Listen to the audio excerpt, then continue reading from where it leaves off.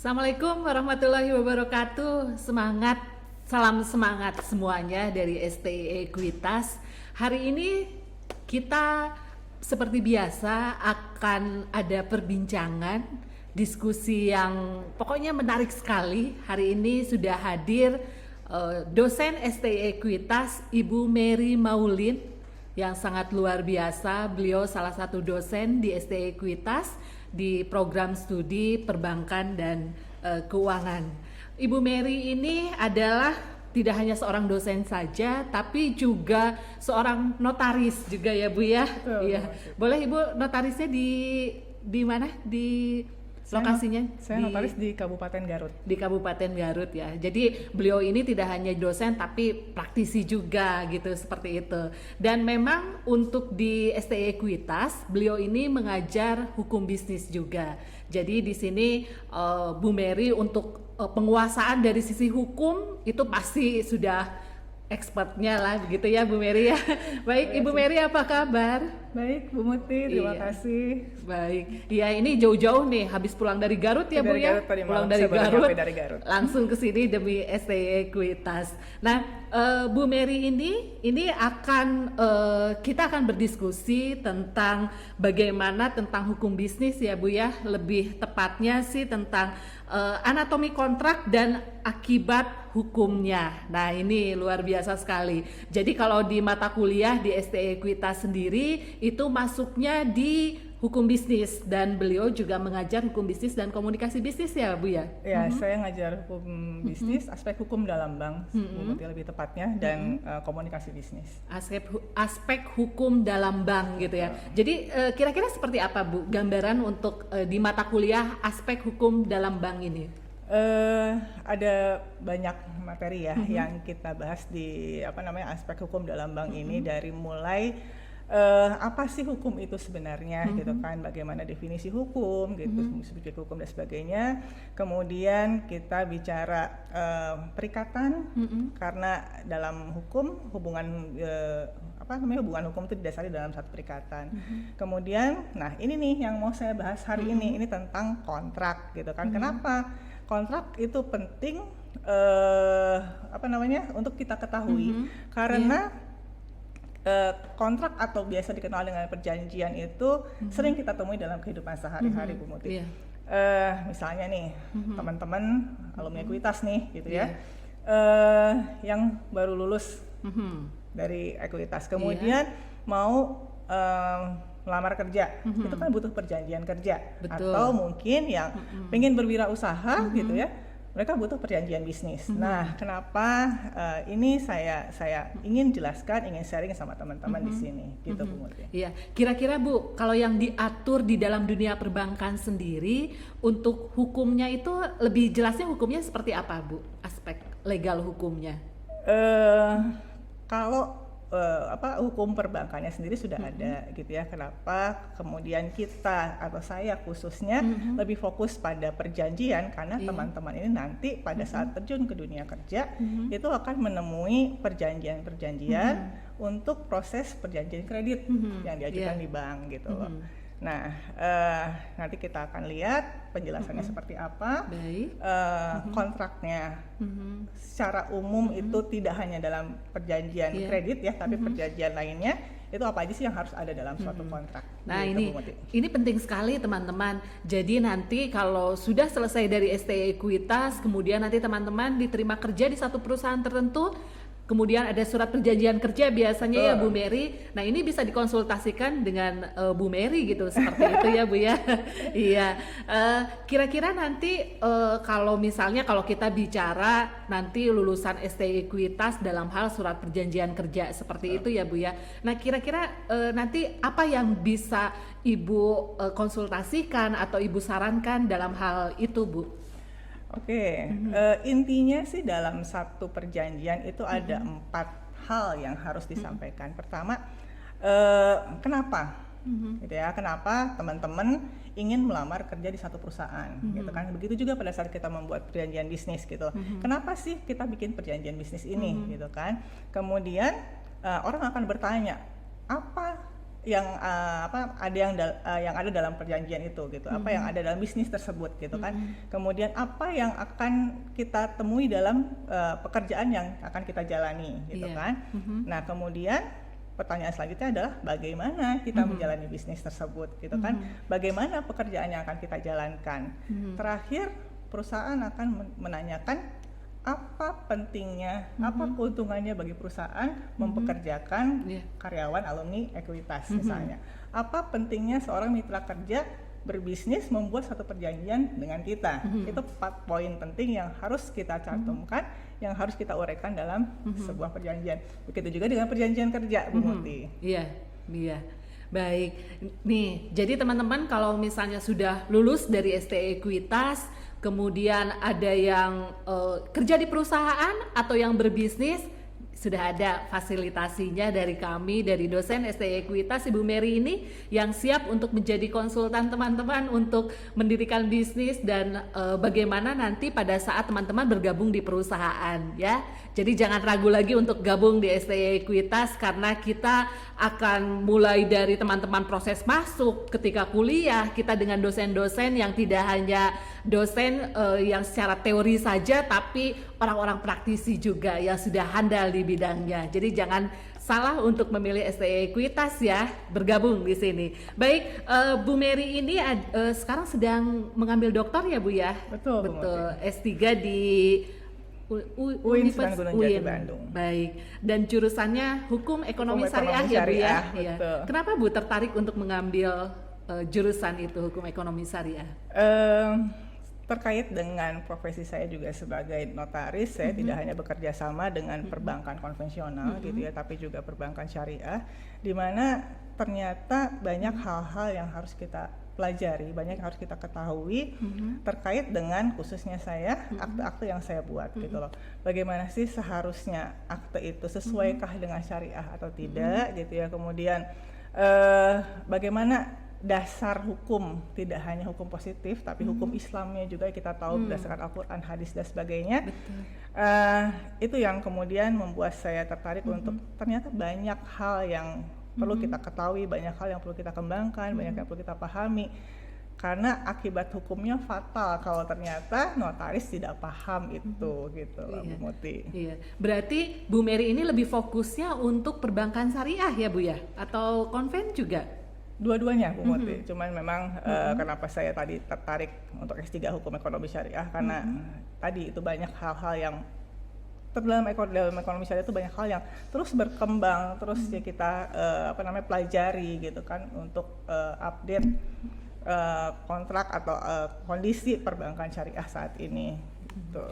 Baik, Bu Mary, saya mau tanya dulu, ini agak kita ke belakang dulu. Kenapa Bu Mary tertarik tentang hukum ini gitu di awal, untuk ketika misalnya pada saat saya lihat juga di S1, S2-nya lebih fokus di situ ya. Bu Mary, kenapa ketertarikan Ibu tentang di ngambilnya mau topiknya ke hukum aja deh gitu, seperti itu? Sebenarnya ada sesuatu yang melatar belakangi kenapa saya masuk hukum. Ini tidak pure keinginan saya loh Bu Muti gitu loh. Di sini juga mungkin saya mau sharing sama teman-teman bahwa ridho doa orang tua tuh ternyata luar biasa. Saya dulu pengennya psikologi Bu Muti. Saya pengen psikologi, papa saya pengen ekonomi, mama saya pengen hukum. Jadi mama saya tuh dulu pengen cewek tuh kayaknya lebih bagus kalau jadi dosen. Kemudian kalau notaris itu cewek di rumah gitu ya, keluarga masih kepantau gitu kan. Terus udah gitu ternyata pada saat saya masuk perguruan tinggi, keterimanya di hukum, Fakultas Hukum Unpar waktu itu, gitu kan. Jadi saya pikir di sini keinginan terbesar mama, doa mama, ridho orang tua itu benar-benar itu yang menjadi garis kehidupan saya yang saya jalani sampai saat ini gitu. Iya.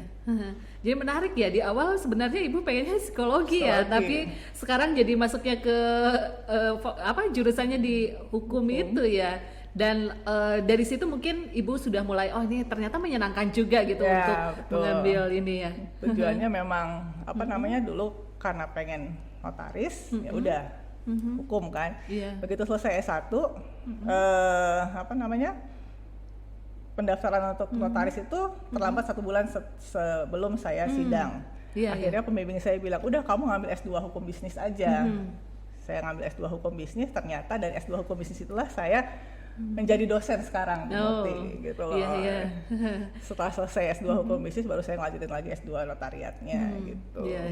Iya, baik. Boleh Ibu dipromosikan kantor notarisnya, kemudian bergerak di bidang hukum apa saja yang Ibu tangani atau apa, boleh silakan. Karena ini media ini ajang promosi juga. Iya, silakan Bu. Makasih Bu Muti. Jadi kantor saya itu kantor notaris saya di Garut, Kabupaten Garut, di Jalan Cikuraya nomor 79. Perjanjian atau pekerjaan notaris itu selain membuat perjanjian atau kontrak-kontrak umum gitu ya, kemudian membuat perjanjian kredit juga dalam hal kita kerjasama dengan bank, kemudian tentunya dalam perjanjian kredit di bank itu ada jaminan yang harus diikat, ada perjanjian pengikatan jaminan, itu ranahnya PPAT. Saya punya 2 jabatan notaris dan PPAT, itu beda ranah gitu kan, beda SK-nya juga beda, yang satu dari Menkumham, yang PPAT-nya dari Agraria gitu. Jadi untuk pengikatan jaminan itu ranahnya PPAT. Kemudian untuk akta pendirian perusahaan seperti CV, yayasan gitu ya, PT gitu, perkumpulan itu juga menjadi kewenangan saya. Kemudian Bu Muti kalau misalnya mau jual beli tanah nih, mau jual beli rumah, itu juga jadi kewenangan saya gitu. Jadi mangga silahkan kalau Bu Muti membutuhkan tadi yang sudah saya sampaikan, boleh kontak sama saya, teman-teman yang lain juga gitu. Baik, silakan catat ya teman-teman semuanya. Nah, kira-kira Bu gini, kalau misalnya lulusan dari STI Ekuitas nih, ingin misalnya berkecimpung dengan sesuai, ya minimal dengan sesuai dengan bidang Ibu gitu, kira-kira memungkinkan tidak Bu? Memungkinkan. Banyak. Jadi yang di kantor saya itu tidak hanya lulusan fakultas hukum gitu kan, tapi ada ekonomi ya, karena saya memang butuh bagian keuangan untuk ngurusin akuntansi saya. Saya butuh manajemen untuk mengurusin manajemen kantor saya. Kemudian tidak hanya S1, kita butuh yang yang memang siap kerja Bu Muti, siap tempur kalau saya bilang. Saya suka bilang sama teman-teman di kantor, kita di sini tidak santai-santai, kita di sini nggak yang enak-enakan. Di sini kita belajar sambil berlari, saya bilang gitu.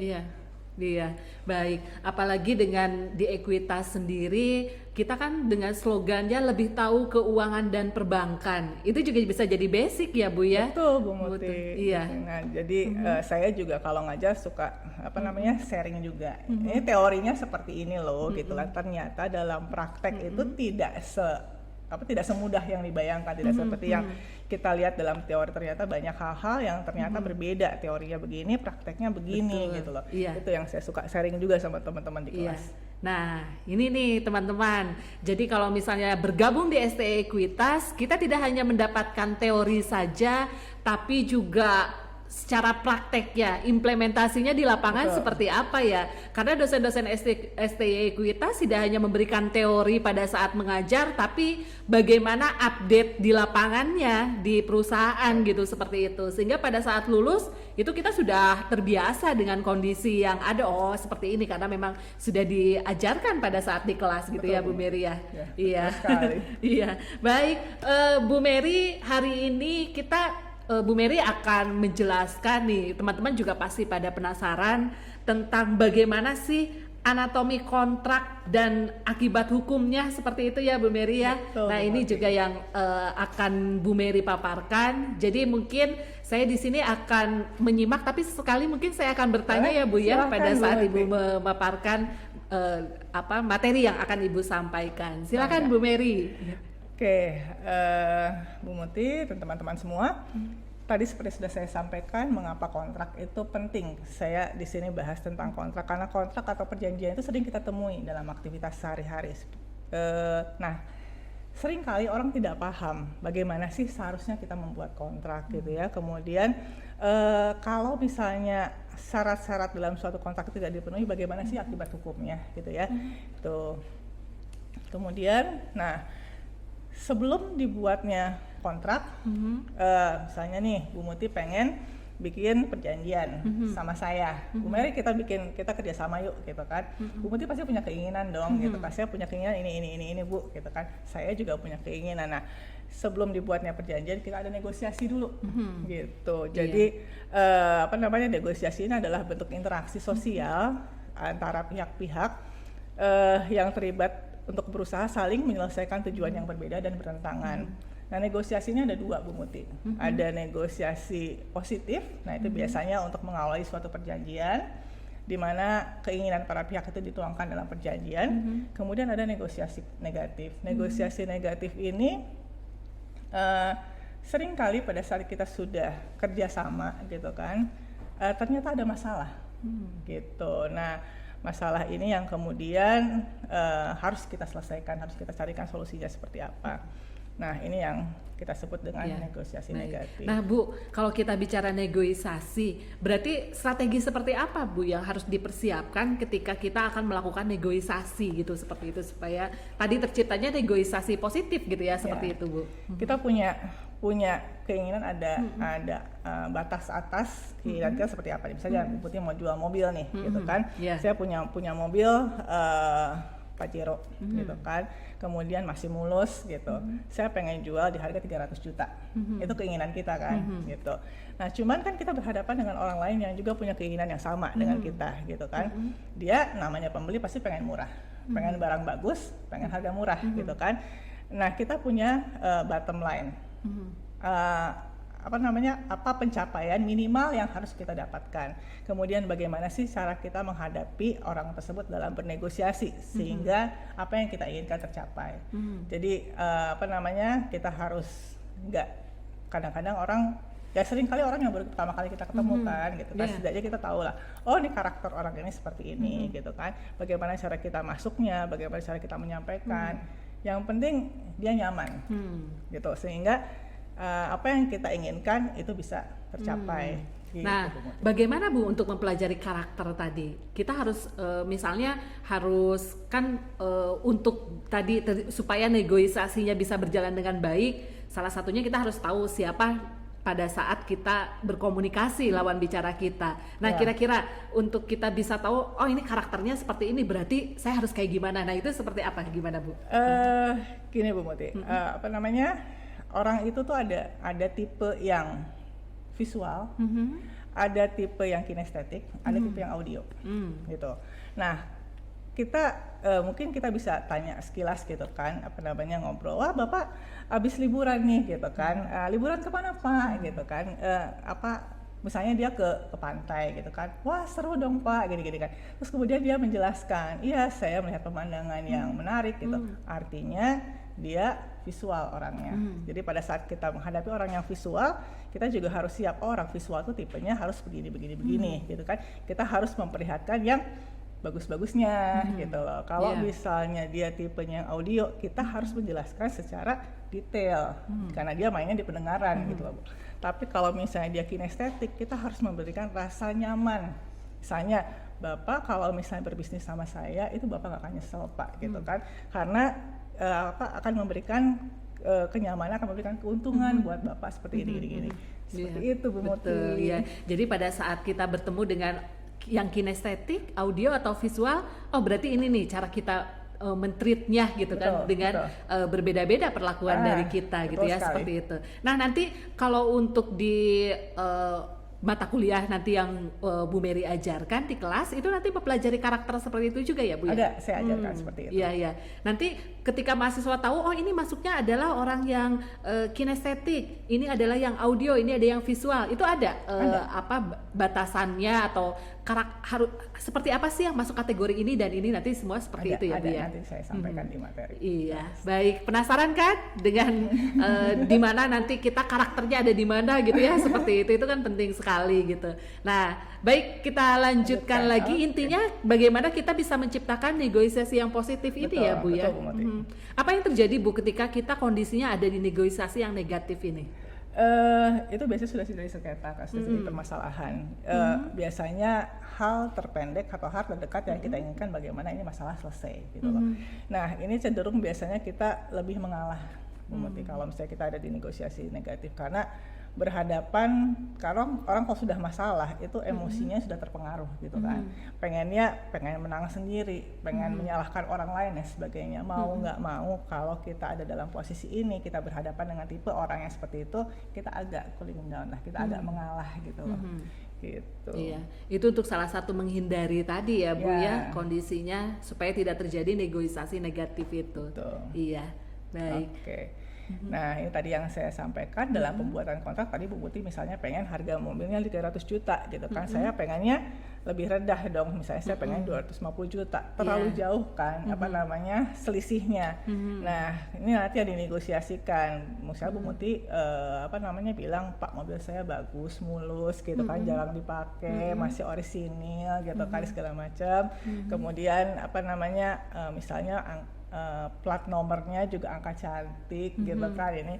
Nah, nanti saya mungkin akan terpengaruh tuh dengan itu gitu kan, sehingga boleh deh gitu Pak dinaikin harganya gitu kan, harga tawarnya, sehingga nanti dicapai kesepakatan. Tentunya tidak akan sama ya 50-50, pasti ada sesuatu yang pihak lain yang lebih gitu kan, ya pihak lain yang kurang gitu loh. Berarti perlu di awal ini kita mempelajari kontrak ya Bu ya, sangat artinya memahami gitu dari kedua belah pihak. Betul. Tidak hanya misalnya pihak yang pembuat kontrak saja, tapi yang dimana dia menerima kontrak pun harus tahu isi betul tentang kontraknya gitu. Betul. Tapi kadang-kadang Bu kondisinya bisa seperti ini gitu, karena kontraknya panjang, pada saat itu harus disodorkan dan harus difarap lah gitu, seperti itu. Jadi tanpa sempat kita membaca kontrak-kontrak lebih lanjut, ya udahlah paraf ini. Nah, kebanyakan terjadi seperti itu, gimana Bu? Nah, gini Bu Muti, kalau saya, versi saya sebagai notaris, itu klausul per klausul harus kita bacakan. Karena nanti di bagian akhir itu kita para pihak paraf gitu ya, kemudian kita tanyakan, Pak, bagian-bagian di halaman ini sudah paham semua, sudah oke, kita paraf sama-sama gitu kan. Jadi karena perjanjian yang dibuat secara sah oleh kedua belah pihak itu kekuatannya sama dengan undang-undang. Jadi kalau misalnya terjadi permasalahan di kemudian hari, kita akan kembali ke perjanjiannya. Gitu. Dulu perjanjiannya mengaturnya seperti apa, gitu kan? Sudah sama-sama kita baca, sudah sama-sama kita pahami. Artinya, ya kita akan mengikuti apa yang tercantum dalam kontrak itu untuk penyelesaian sengketanya. Gitu, Bu. Iya, baik. Oke, kita lanjutkan. Nah, ini kita masuk ke anatomi kontraknya, ya. Jadi sama seperti badan kita juga. Kontrak itu ada bagian-bagiannya Bu Muti, ada kepala, ada badan, ada kaki. Oh, gitu ada ya. anatominya ya. Anatominya, jadi nggak cuma badan kita aja, kontrak juga ada. Nah, dimulai dengan judul perjanjian gitu ya, di mana judul perjanjian ini harus mencerminkan isi perjanjiannya gitu ya. Jadi kalau tadi kita bikin perjanjian jual beli, istrinya jangan perjanjian sewa menyewa gitu loh. Jadi harus sesuai. Kemudian bagian awal ini judul, kemudiul ada identitas para berarti pihak. Judul ini kepalanya gitu Kepalanya. Ya. Kita masuk judul ini ada pembukaannya, jadi dari mulai judul kemudian masuk ke waktu dibuatnya perjanjian. Saya perjanjian itu suka bikin nih, pada hari ini Kamis tanggal sekian, kalau perlu sama jamnya juga, gitu ya, itu disebutin. Kemudian yang berikutnya adalah data para pihak. Data para pihak kita sebutnya sebagai komparisi. Nah, komparisi ini nanti akan menunjukkan syarat sahnya perjanjian. Kita bisa lihat untuk data para pihak ini harus sesuai dengan KTP. Kenapa? Karena di dalam nanti kita lihat di dalam 1320 KUH Perdata, syarat sahnya perjanjian itu adalah salah satunya cakap. Cakap itu bukan cantik, bukan ganteng. Komunikasi maksudnya? Bukan, cakap itu dia sudah dewasa atau tidak berada di bawah pengampuan. Dewasa ini juga ada aturannya. Di KUH Perdata itu 21 tahun atau sudah menikah. Dan usia menikah itu di KUH Perdata dengan Undang-Undang Perkawinan beda, Bu Muti. Jadi kalau misalnya teman-teman yang memiliki perjanjian dianggap sudah dewasa, kalau misalnya belum 21 tahun, jangan udah deh saya nikah dulu aja biar dianggap dewasa gitu. Nah itu, kemudian tidak hanya cakap, Bu Muti. Jadi seseorang yang sudah dewasa gitu ya, belum tentu dia bisa berwenang melakukan satu perjanjian. Contohnya, kalau misalnya kita bikin perjanjian jual beli, Bu Muti nih tadi mau jual rumah, kemudian di mana disyaratkan bahwa untuk jual beli tanah itu harus persetujuan pasangan. Kalau misalnya pasangan tidak menyetujui, berarti Bu Muti tidak berwenang. Nah, itu kalau perorangan. Kalau misalnya di PT, Bu Muti sebagai direktur nih, direktur utama atau direktur, kemudian mewakili PT, harus dilihat di anggaran dasarnya, bener nggak Bu Muti sebagai direktur. Kemudian kalau misalnya Bu Muti mau mengajukan kredit, itu harus persetujuan RUPS. Harus kita lihat rapat umum pemegang sahamnya ada apa enggak. Kalau tidak ada, berarti si direktur tidak berwenang. Nanti kalau terjadi sesuatu, maka tanggung jawab pribadi dari si direktur tersebut. Gitu. Kemudian kita masuk ke badannya nih, masuk ke isi perjanjian. Itu apa yang dikehendaki oleh para pihak. Jadi buatlah isi perjanjian ini, si badan perjanjian ini selengkap-lengkapnya. Bu Muti mau bikin dari pasal 1 sampai pasal 100 juga mangga gitu kan. Jadi dari mulai objek perjanjiannya, jangka waktu gitu ya, kemudian hak dan kewajiban, sanksi, asuransi, segala macam semua di sini gitu.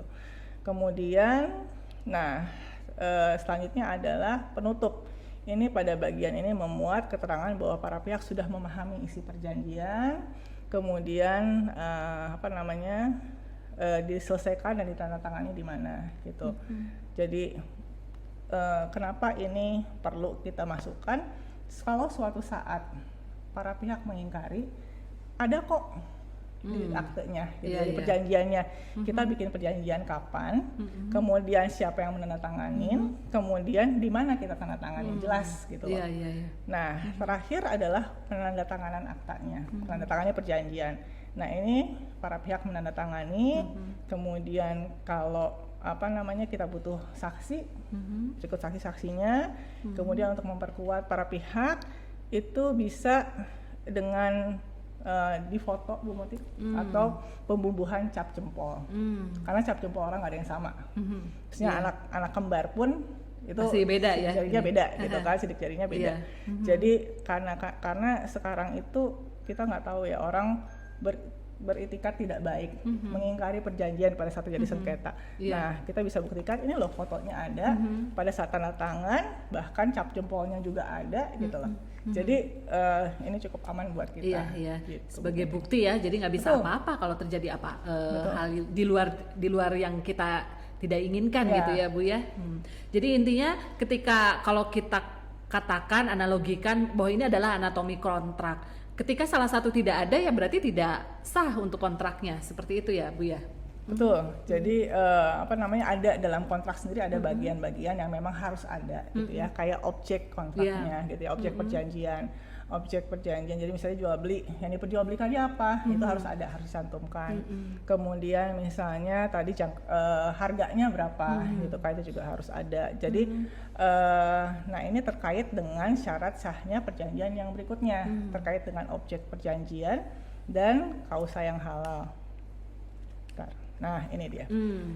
Kalau tadi syarat pertama dan kedua terkait dengan subjek hukumnya. Misalnya tadi Bu Muti melakukan jual beli, ternyata pembelinya masih di bawah umur, masih 16 tahun, gitu ya. Nah, gimana nih perjanjiannya? Sah apa enggak? Nah, gitu itu kan? Kalau untuk syarat kecakapan dan syarat kesepakatan dalam perjanjian kita harus tuangkan secara tegas Bu Muti, bahwa para pihak setuju dan sepakat untuk membuat perjanjian ini dengan ketentuan dan syarat sebagai berikut. Tidak ada unsur paksaan, tidak ada unsur penipuan.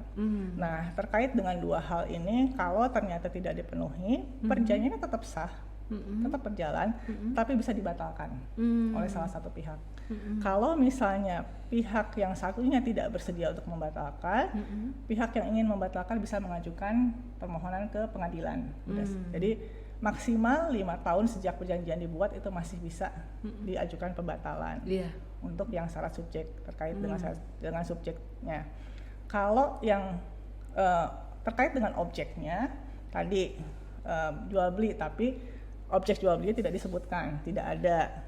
Kemudian harus ini ada kausa yang halal. Kausa yang halal itu objek jual belinya itu harus halal, tidak boleh bertentangan dengan kesusilaan, tidak boleh bertentangan dengan ketertiban umum, tidak boleh bertentangan dengan undang-undang.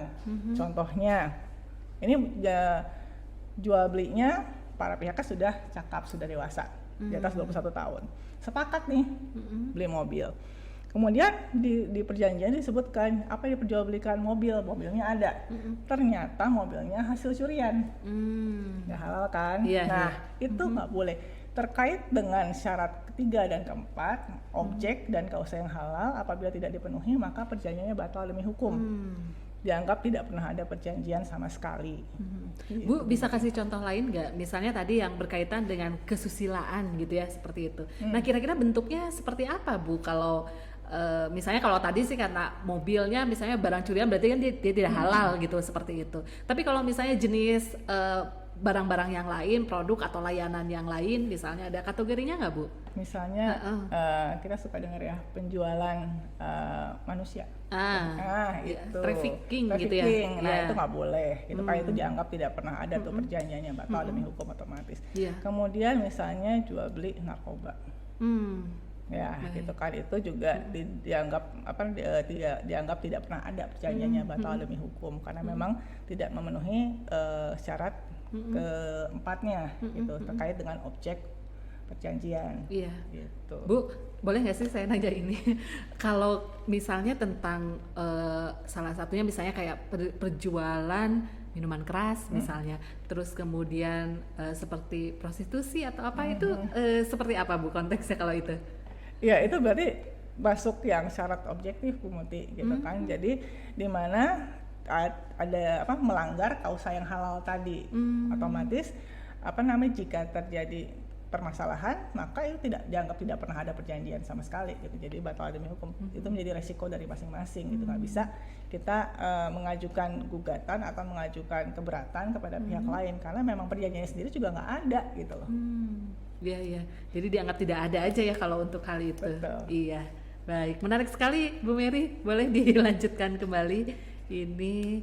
Nah, ini tadi saya masuk ke contohnya tadi ya, yang kepala rajudul. Ini saya pakai akta notaris. Jadi perjanjian itu ada dua Bu Muti. Ada akta otentik, akta yang dibuat oleh notaris, dan akta di bawah tangan. Akta otentik ini atau akta notaris ini dia mempunyai kekuatan pembuktian sempurna karena dibuat oleh pejabat yang ditunjuk oleh undang-undang gitu. Nah, notaris ini bertanggung jawab terhadap isi aktanya, terhadap waktu penandatanganan aktanya, kemudian bertanggung jawab terhadap pihak-pihak yang menandatangani aktanya. Makanya dia sebagai alat bukti otentik.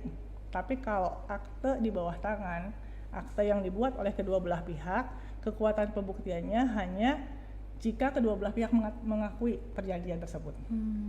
Kalau misalnya salah satu pihak mengingkari, maka beban pembuktian ada di pihak yang satunya gitu. Seperti apa Bu? Kira-kira gambarannya lebih jelasnya lagi tentang kalau akte di bawah tangan itu kayak gimana Bu? Misalnya saya bikin perjanjian nih berdua sama Bu, perjanjian kerjasama kita bikin aja nih berdua gitu kan. Bu, kita bikin yuk pada hari ini tanggal sekian gitu kan. Kami yang bertanda tangan di bawah ini. Pertama, nama gitu kan, nama lengkap jelas, selanjutnya disebut pihak pertama. Kemudian kedua, saya misalnya nama jelas, selanjutnya disebut pihak kedua.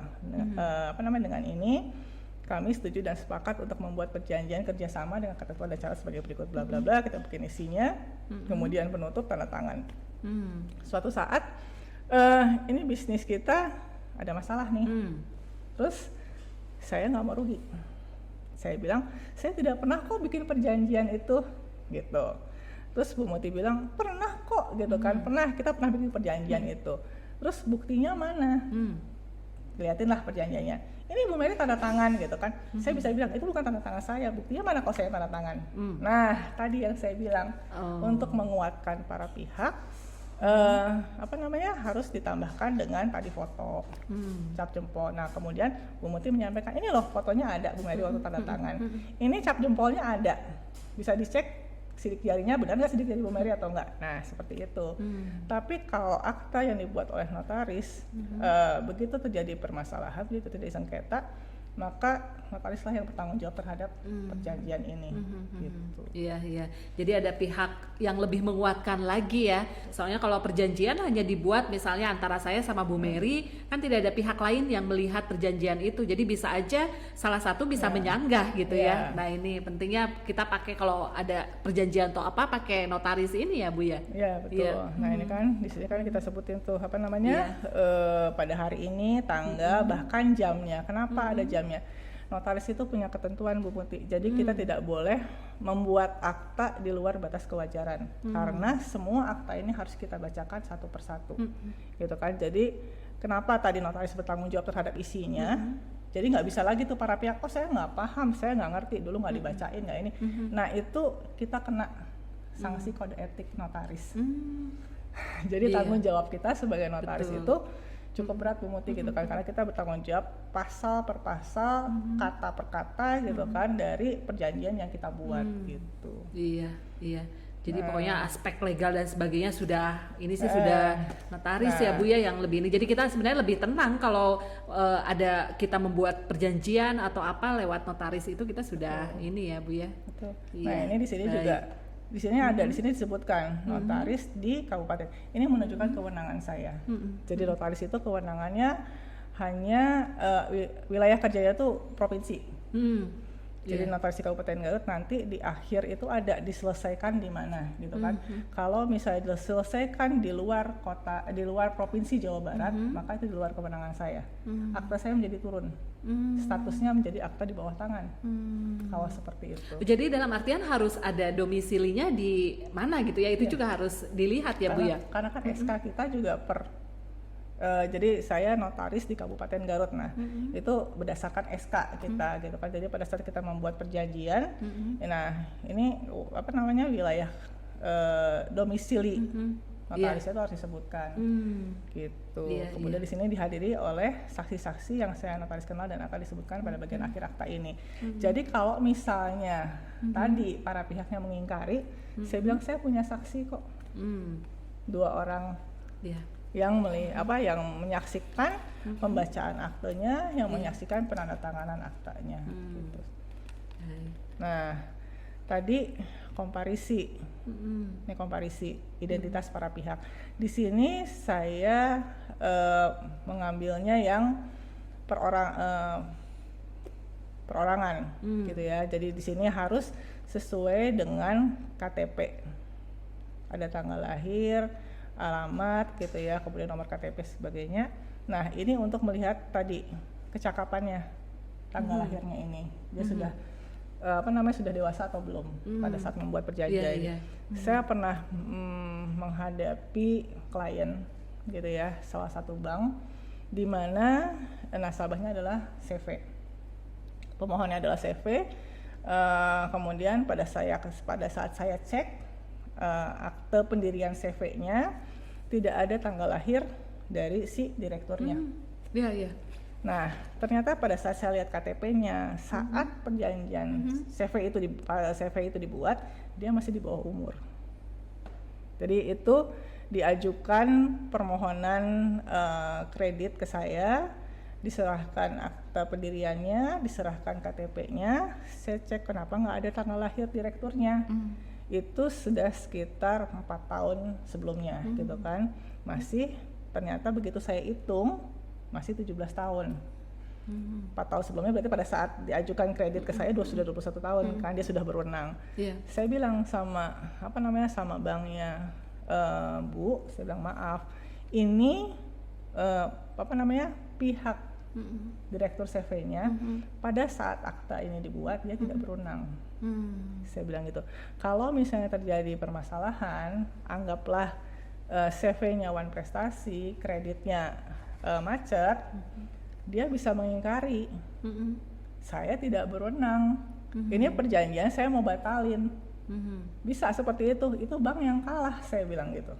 Cuman banknya saat itu dia berkeras bahwa ini akta yang dibuat oleh notaris, ya kami hanya berpatokan bahwa akta pendiriannya ada, itu urusan orangnya aja gitu loh.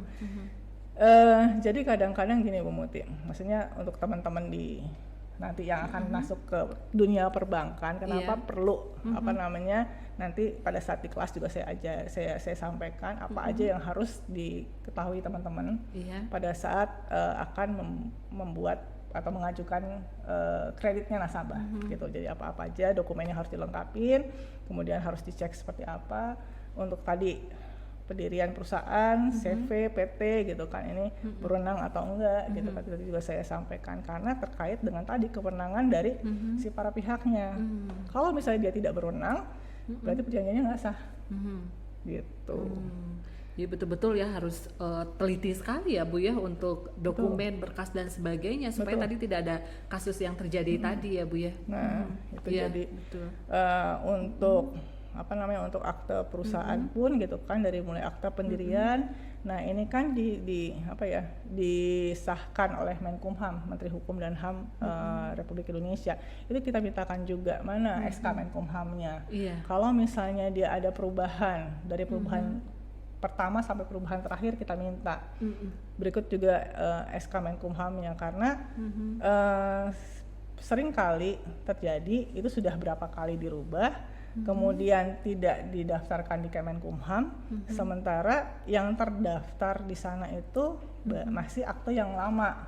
Jadi pada saat kita membuat perjanjian, misalnya mengajukan kredit, gitu kan, ternyata begitu dicek sama bank, kenapa si A yang maju? Dia kan nggak ada di sistem Menkumhamnya itu nggak ada dia sebagai direktur, kenapa tiba-tiba dia jadi direktur gitu loh. Nah itu yang yang harus kita hindari gitu Bu Muti. Betul. Nah ini penandatanganan aktanya. Ini harus memang langsung seperti ini ya untuk penandatanganan pada saat akad dan sebagainya gitu ya. Berarti pada saat kemarin-kemarin nih pandemi ya Bu Mary ya, tidak bisa ya secara online misalnya lewat Zoom saja deh atau apa gitu untuk penandatangan ini tidak bisa Bu Muti. Jadi memang karena di aktenya, kita balik lagi. Nih. Berhadapan dengan saya. Oh, harus langsung gitu ya. Seperti itu, jadi luar biasa ini dari bulan Maret semenjak pandemi sampai sekarang itu benar-benar tidak ada istilah work from home seperti itu ya Bu ya. Iya, jadi harus karena mobile. Karena kita terkait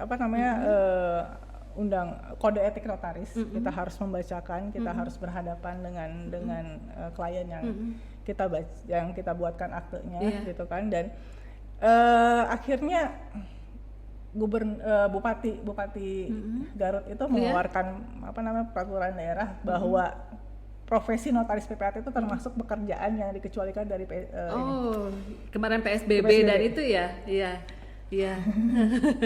Jadi cukup beresiko sih memang gitu kan, dengan kondisi seperti ini gitu kan, di mana kita berhadapan dengan banyak orang gitu ya.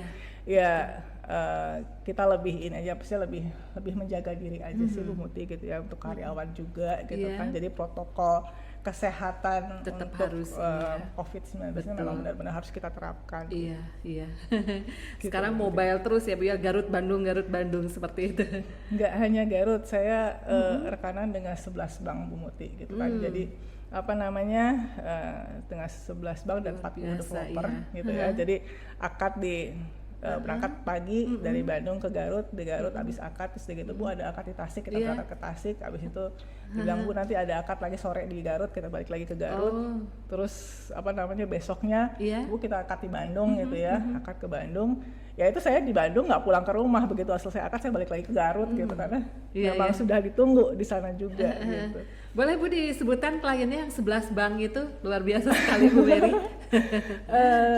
Saya rekanan dengan BTN, BTN Garut, kemudian BTN Bandung Timur, BTN Jalan Jawa, itu masing-masing beda cabang.